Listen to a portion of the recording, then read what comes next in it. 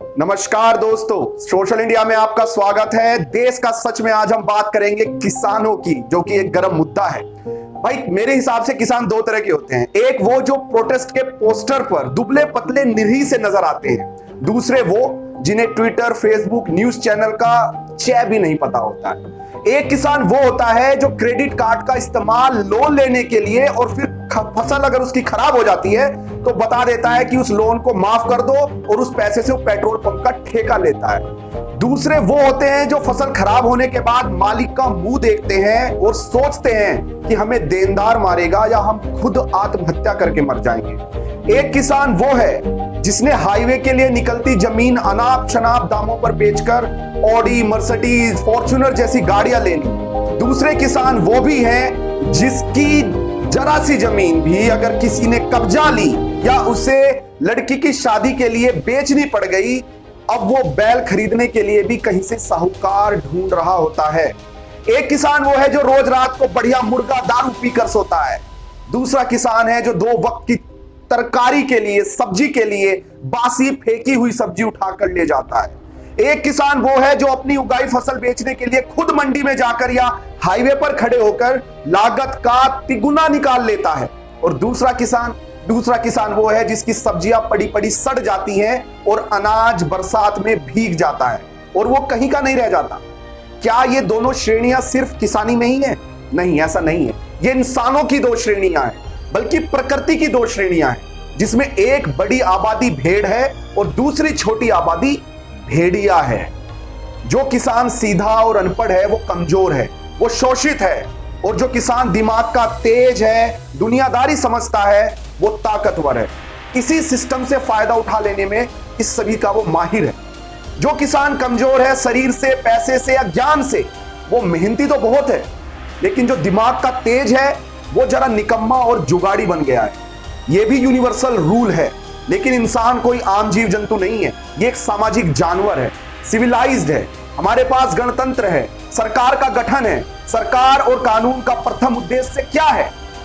जिसकी लाठी उसकी भैंस का कॉन्सेप्ट नहीं चलना चाहिए। जो शोषित है, सताया हुआ है, सीधा गया गुजरा भेड़ जैसा वर्ग है जो हांका जा सकता है, उन्हें भी समान अधिकार मिलना चाहिए। बल्कि मुझे लिखना चाहिए, कहना चाहिए कि उन्हें भी अधिकार मिले, क्योंकि समानता तो बहुत दूर की कौड़ी है। किसान बिल को अगर हम समझे तो सीधी भाषा में 2 ही पॉइंट जानने लायक मैं मानता हूं। पहला, अब किसान मंडी या अपने ही राज्य की मंडी के भरोसे नहीं है। वो जिस राज्य में चाहे अपनी फसल बेच सकता है। किसी भी प्राइवेट कंपनी से पूरे खेत का सौदा कर सकता है। किसी बिचौलिए की अब कोई जरूरत नहीं रह गई है। ये तो पहली बात है। अब हम दूसरी बात करते हैं। दूसरा मुख्य पॉइंट क्या है? भाई दूसरा मुख्य पॉइंट है, कंपनी जिस दाम में खरीदेंगी उसका कोई मिनिमम सिक्योरिटी प्राइस तय नहीं किया गया है, एमएसपी, राइट?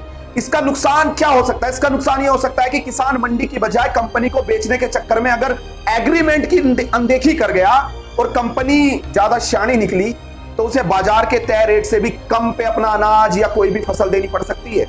यह पूरी तरह सौदेबाजी वाला पंगा हो गया है।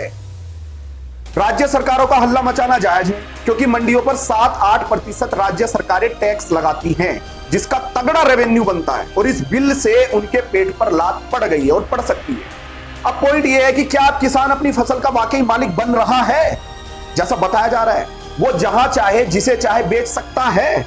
अब मुख्य सारे अनाजों, दालों, जूट, सूत, कपासों पर एमएसपी है। एमएसपी पता है आपको, इसे हटाया नहीं गया है। बस समस्या प्राइवेट कंपनीज के एग्रीमेंट के वक्त आ सकती है।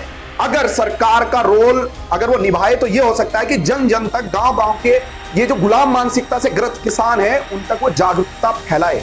अब मालिक की तरह वो खुद अपना भाव लगा सकता है, ये उन्हें बताए। बस यही सरकार की जिम्मेदारी है, जिसके खिलाफ जानकार वर्ग की आवाज उठनी चाहिए। हम लोगों को आवाज उठानी चाहिए कि सरकार को अपने किसान भाइयों तक ये आवाज पहुंचाए। क्योंकि एक बात, जो सक्षम वर्ग का किसान है, आपको पता है, वो पहले से कहीं ज्यादा मुनाफा कमाने वाला है। जो खेतों में लगे बिहारी मजदूर है या कोई भी मजदूर है, उनकी सेहत पर कोई ज्यादा फर्क नहीं पड़ने वाला, हमें पता है। बस जो छोटा निम्न स्तरीय किसान है वो जरूर इन भेड़ियों के चंगुल में फंस सकता है। डर सिर्फ इसी बात का है। बाकी प्रोटेस्ट कुछ ऐसे होता है, मैं आपको प्रोटेस्ट की बात बताऊं। किसानों की एक भीड़ चली आती है, उसके आगे नेता किसान फोन पर परेशान हाल पूछता है कि अब क्या, भीड़ तो अच्छी जुट गई है भाई, अब क्या होगा। दूसरी तरफ एक मोटा नेता, बड़ा नेता आराम से लेटा हुआ, पिस्ता काजू खाता हुआ, मुस्कुराता हुआ हुक्म देता है, तू फिक्र मत कर भाई, जब और भीड़ इकट्ठा हो जाए तो मुझे बस बता देना, मैं फोटो खिंचवाने आ जाऊंगा और इस फोटो को सोशल मीडिया पर पोस्ट कर दूंगा या अपने बड़े मालिकों को भेज दूंगा। आगे की कार्यवाही में वो इन फोटोज को एक लंबे चौड़े हैशटैग के साथ ट्विटर पर अपडेट कर देता है। हाई लेवल क्रांति संपूर्ण हो जाती है और हम सब घरों में देखते हैं। याद रखना, जिस भी आंदोलन में आदमियों से ज्यादा झंडे चमके वो आंदोलन कम और सियासत ज्यादा होती है।